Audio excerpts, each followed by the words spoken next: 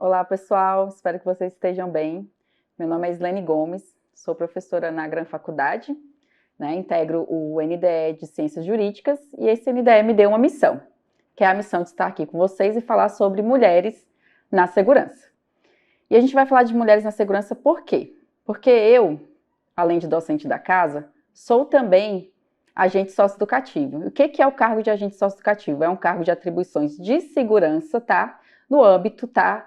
Das medidas socioeducativas. Então, se você tem curiosidade a respeito de como é o exercício desse cargo, de como se dá o cumprimento das medidas socioeducativas, fica aqui com a gente, que no finalzinho da série eu vou falar um pouco sobre essa vivência, tá bom? Mas é isso, pessoal, mulheres na segurança.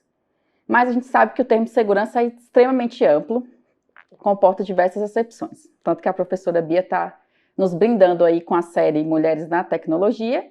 E na segurança da informação a gente também tem mulheres, na segurança do trabalho a gente também tem mulheres.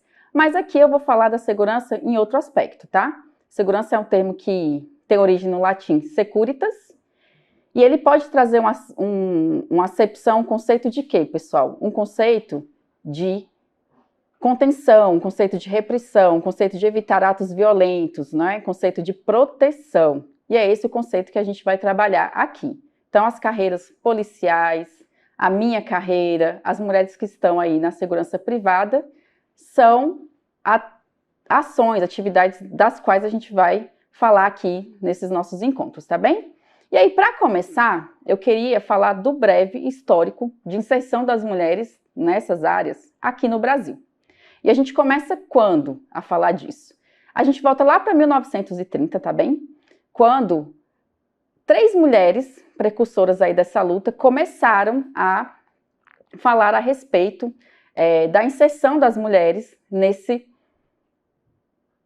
trabalho, não é? Nessa atividade. E aí, quem são elas? Bem, a gente sabe que elas eram sufragistas, não é? Elas lutavam aí para que as mulheres pudessem votar. E aí, superada essa inserção, começa outra batalha, que é a batalha de atuar na segurança. E elas começam a escrever textos para endossar essa luta, tá? Para construir o arcabouço teórico dessa luta.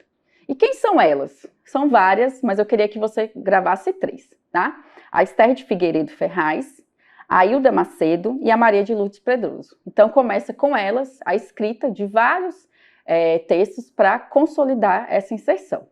E eu queria fazer 2 colocações a respeito, uma da Esther, tá? E outro da Hilda. O da Hilda é spoiler, mas eu vou dar assim mesmo. Sobre a Esther de Figueiredo, é o seguinte, pessoal. Ela, além de endossar todo esse arcabouço teórico, essa luta, ela foi a primeira mulher a ocupar o cargo de ministro de Estado, tá? Ela foi ministra de Estado de 1982 a 1985, ocupando qual cargo? Ocupando o cargo de ministro no Ministério da Educação. E a Hilda Macedo, como eu disse, é spoiler, porque eu vou falar dela daqui a pouco novamente nesse nosso arcabouço teórico. Mas a Hilda, ela foi a primeira comandante, ok? Ela foi a primeira a guiar o primeiro policiamento feminino. Mas calma aí que já já a gente vai falar sobre elas, tá bem? Então, 1930, a gente pode considerar como um marco de construção aí dessa luta, tá bem? E aí, outro aspecto importante, pessoal. Quais os fundamentos? O que se usavam de argumentos nessa luta para que as mulheres ingressassem na área de segurança? Bem, a modernização e a civilização, tá? Inspiradas em polícias inglesas e polícias americanas, entendia-se que a polícia brasileira, para superar aquele quadro histórico de truculência, de violência e de excessiva virilidade, precisava ser o quê? Ser uma polícia aberta ao ingresso das mulheres. E aí elas pleitearam com este fundamento e para atividades que elas entendiam que nós, mulheres, poderíamos exercer com maior excelência no âmbito policial.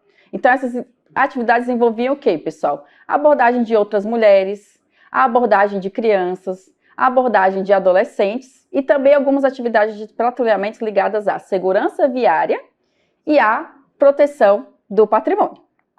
A gente sai de 1930 para 1941. O que acontece em 1941, pessoal? Nós temos a criação do primeiro presídio de mulheres. E por que isso foi importante? Porque a prostituição era um problema grande no Brasil e um problema com maior ênfase no âmbito carcerário, porque os nossos presídios eles eram mistos.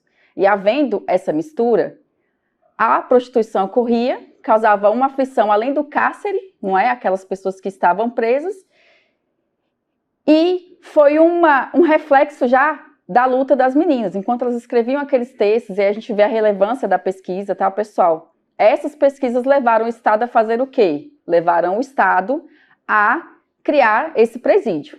No entanto, embora criado em 1941, somente em 1951 o cargo de carcereira é criado e só posteriormente ele é provido. Mas vejam que, não obstante, ainda não ter a inserção das mulheres, já eram vistas várias mudanças relacionadas a essa luta, a esse vazamento teórico. Ainda em 1941, a gente tem o CPP trazendo a previsão de que, havendo a necessidade de revistar uma mulher, que outra mulher o faça, desde que não prejudique as investigações. É uma previsão tímida, pessoal? É uma previsão tímida, mas já era uma previsão, então a gente já celebra porque eram mudanças positivas aí para nós mulheres e para essa luta de inserção no âmbito, tá, da segurança. Outra situação muito relevante foi datada de 1942 a 1945, ali paralelo à Segunda Guerra Mundial. O que aconteceu nesse período? Foram fundadas as Organizações Femininas Auxiliares de Guerras, as chamadas OFAGs. O que eram as OFAGs?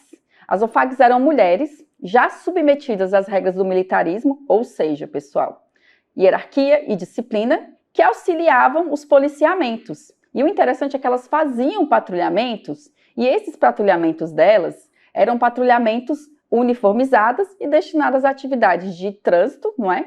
Segurança viária, bem como a proteção de patrimônio. Acontece que, encerrada a guerra, também foram extintas as OFAGs, mas deixaram aí a sua contribuição. Após a Segunda Guerra, a gente tem muitas mudanças, tá? A gente começa a ter uma reorganização social, cultural, passa-se a observar a mulher ocupando vários postos de trabalho. E eis que surge o quê? Um fortalecimento da luta para a inserção das mulheres na segurança. Toda aquela discussão, embasamento teórico que vinha sendo construído até 1930 ganha força. E aí eu queria que você verificasse aí no material que tem uma foto. E o que é essa foto, pessoal? Essa foto é das 13 corajosas que a gente fala. É a foto do primeiro policiamento feminino, tá? Que foi fundado no Brasil em 1955. Então vejam, toda essa luta resultou nessas meninas inaugurando, tá? A nova forma de policiamento, que era esse policiamento feminino. Aí você fala assim, professora, você falou 13, mas eu só tô vendo 12.